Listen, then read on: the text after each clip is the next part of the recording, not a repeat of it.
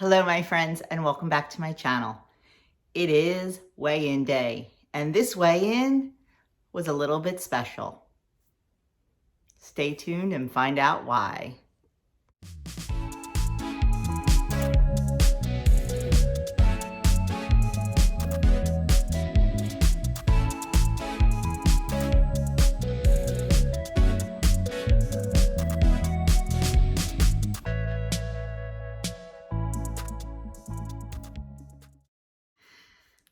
Well, friends, this weigh-in was special, like I said.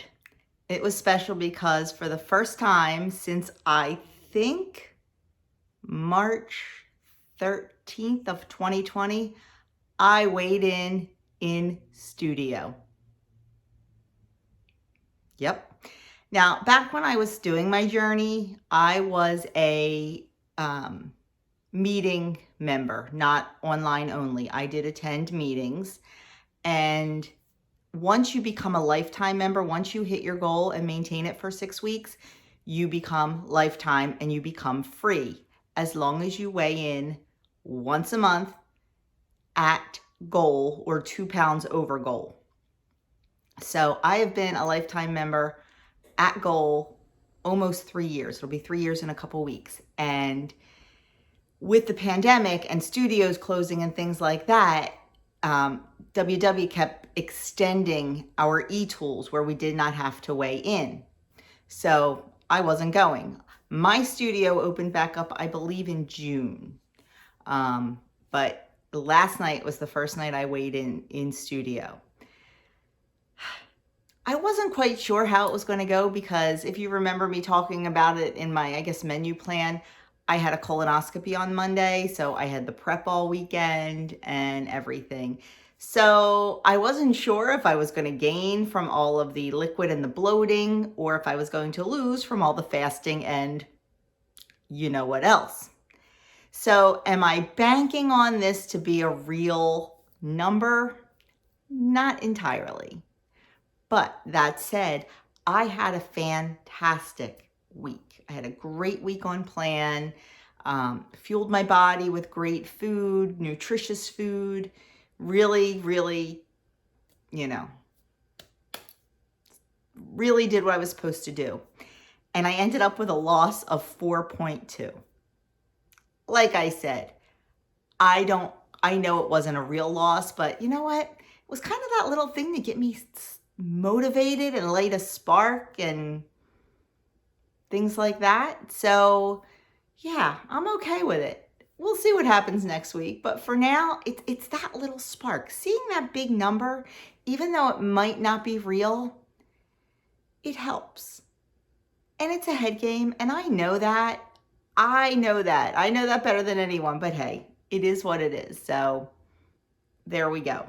And I'll tell you what, I can definitely feel a difference in my clothing with that 4.2. So it's really going to help motivate me and keep me on track. It really is.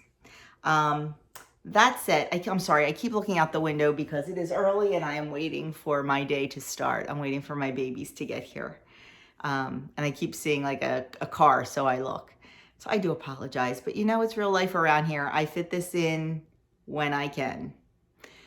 So, just a few thoughts about my in-person. I love my leader. She is a sweet, sweet lady. But as I sat there last night, because I did stay for the meeting, I don't think I'm going to be staying for the meetings anymore. I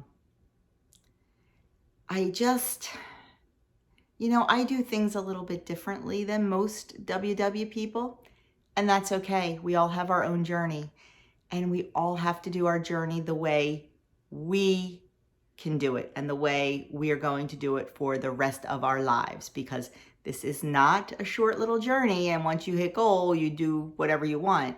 Whatever you do to lose the weight, you're going to need to do forever to maintain it. So that being said, with the topic last night, which is boost your sugar savviness, there was, a lot of sugar-free and sugar substitute talk last night. And now that is not part of my journey, I really found it not helpful last night. And it's funny because I don't feel WW pushes a lot of sugar-free stuff. Like if you look at their recipes, they're using, real sugar in things, and things like that.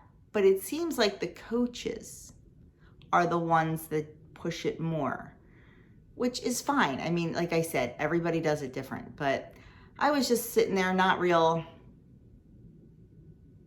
motivated, not motivated at all.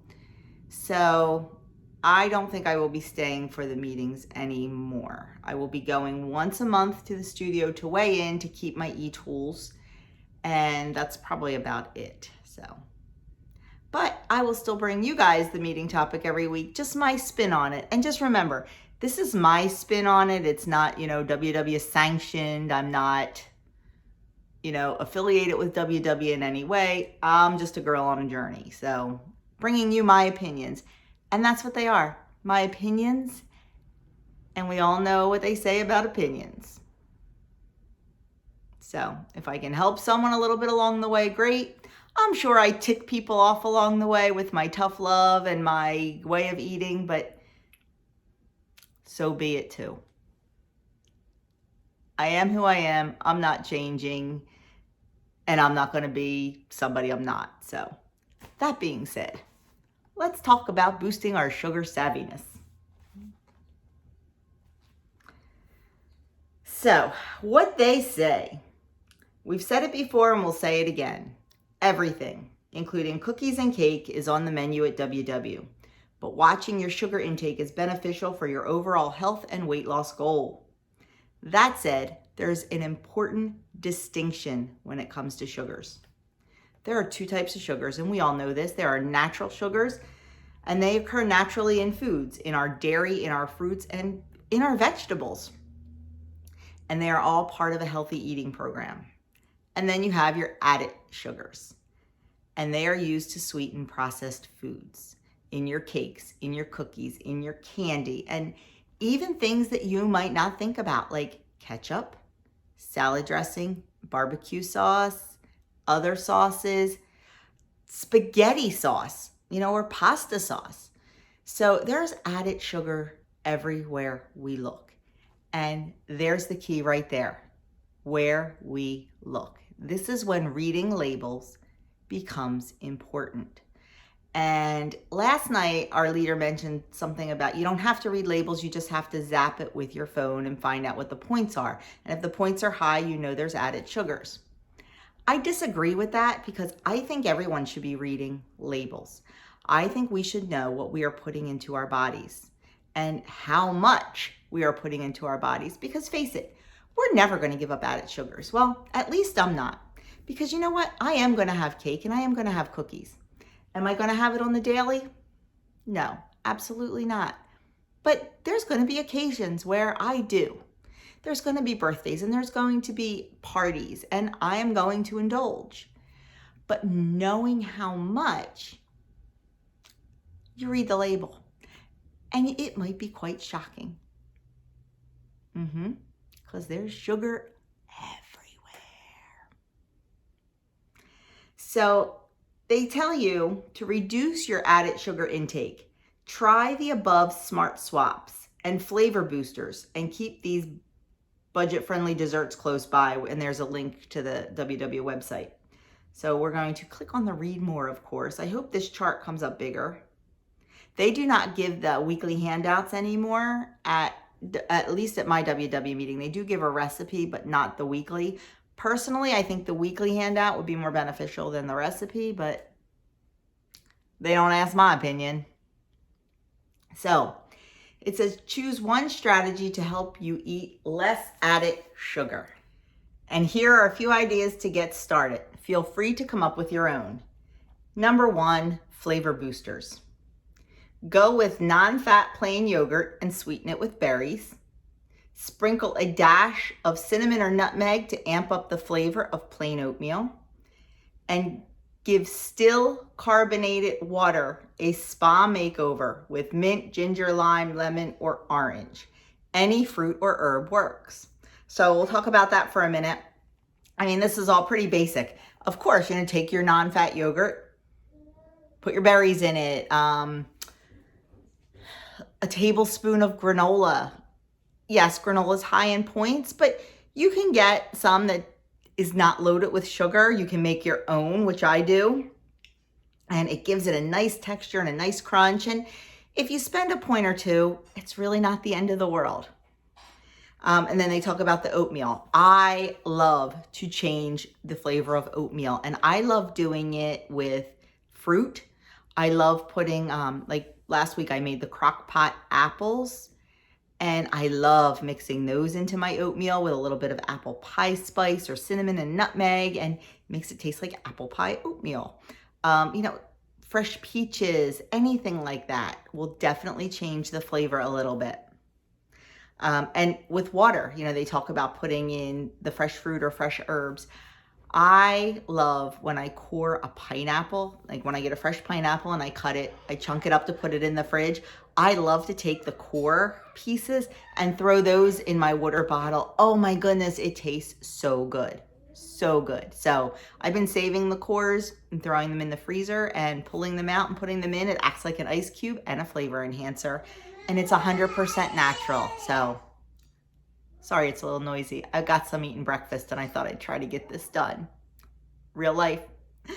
So then they say sugar reducers.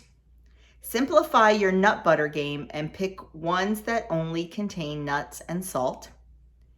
Become a master granola maker. Nuts, seeds, and spices. Let your taste buds lead the way. And skip the scoop of sugar and bake with pumpkin puree, applesauce, mashed bananas, or pureed butternut squash. So we'll talk about those a little bit. Simplify your nut butter game. Pick the ones that only contain nuts and salt. Absolutely. That is the only kind of peanut butter that we do is nuts and salt.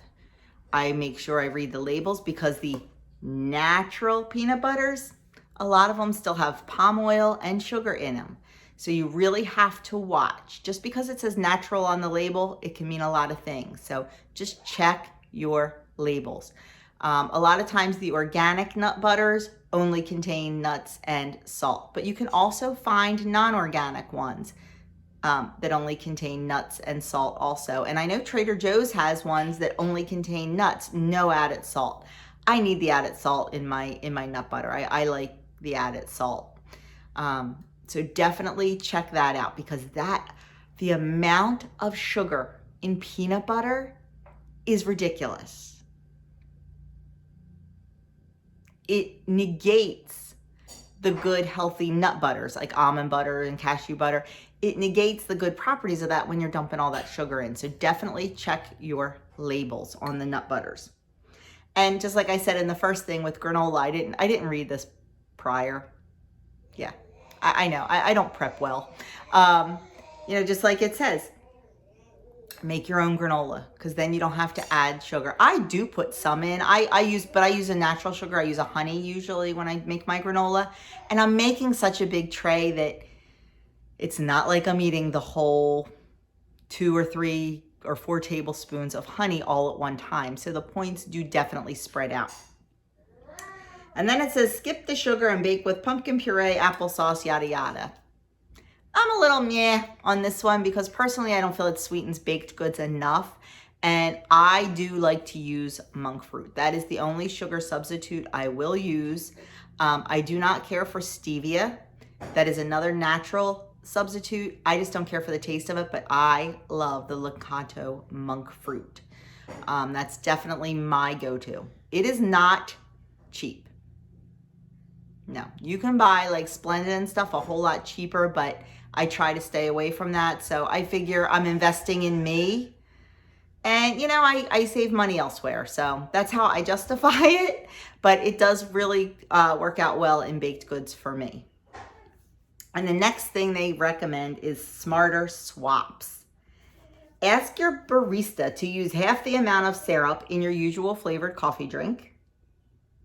Like sweet cereal, blend in unflavored plain cereal like bran or cornflakes for a half and half substitution, and opt for plant-based milks.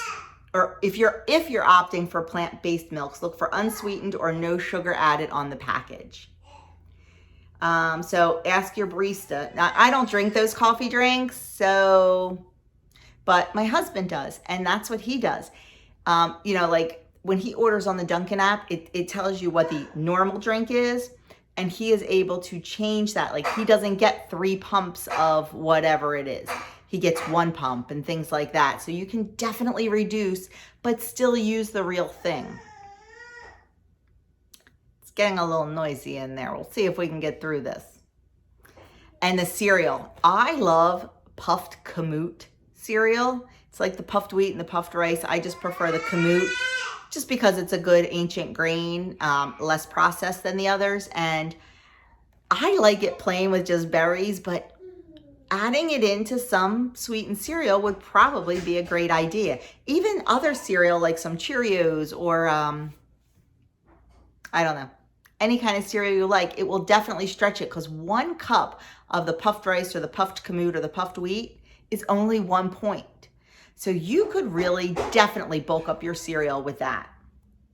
And then as far as the plant-based milks, of course, always buy unsweetened. I don't use plant-based milks. I use dairy milk. I use 1% milk.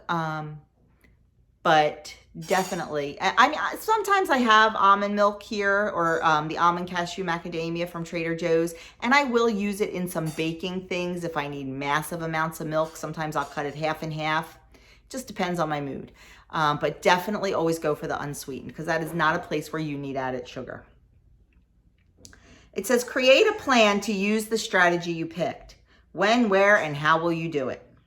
And then reflect on it. Figure out what worked, what you liked, what didn't work, and what didn't you love.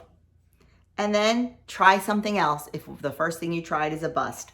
This is a journey, and not everything's going to work out all the time perfectly. So figure out what works for you. What works for me may not work for you.